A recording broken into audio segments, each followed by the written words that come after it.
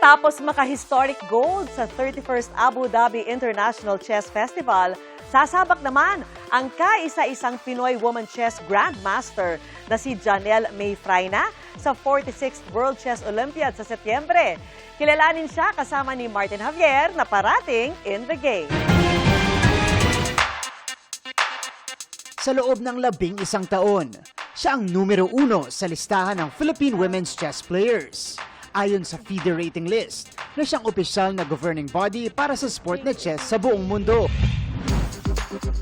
Mula 2017, siya rin ang una at tanging Filipina na naitanghal na woman grandmaster sa chess. Meet our 3-time and current Philippine Women's Chess Champion, 30-year-old chess trailblazer Janelle May Frayna. Nakuha ko yan because I played in the World Chess Olympiad in Baku, Azerbaijan. Tinalo ko yung mga international women grandmasters din. May kasamang players na yun. She made history last year after winning the country's first international women's chess title in the 31st Abu Dhabi International Chess Festival. Feeling ko naman, yung mga years ng pagtitraining ko doon siguro nabuhos.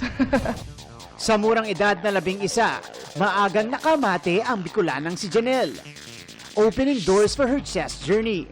Actually, it was my brother. Naipasa niya sa akin yung hilig niya maglaro ng chess. That's why I'm very grateful. And then, mayroong mga school events like yung mga intramurals, doon ako nagsimula. And then, palarong pambansa, no?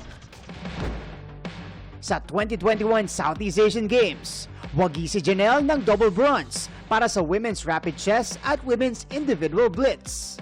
At sa darating na Setyembre, nakatakda siyang sumabak sa 46th World Chess Olympiad sa Samarkand, Uzbekistan. Iba yung joy when you share it with others, lalo na mga teammates mo pa. Since 2020, ay nagtuturo na rin ng chess si Janelle. I advocate for kids to play chess because sa akin, pananaw, walang lugi sa chess.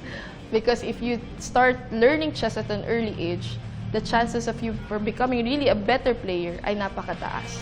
Susubukan natin makipaglaro sa isang grandmaster. Just backgrounder, ano lang po, basics lang po ang alam ko. Medyo matagal na ako hindi nakapaglaro. Siyempre, pag nagsisimula pa lang sa chess, ang number 1 na binibigay kong advice is you always fight for the center. Okay. Fighting for the center. Okay. Masunurin naman siya, nalagay niya sa gitna. Okay.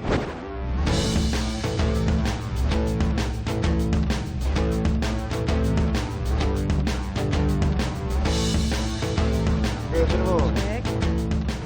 Checkmate.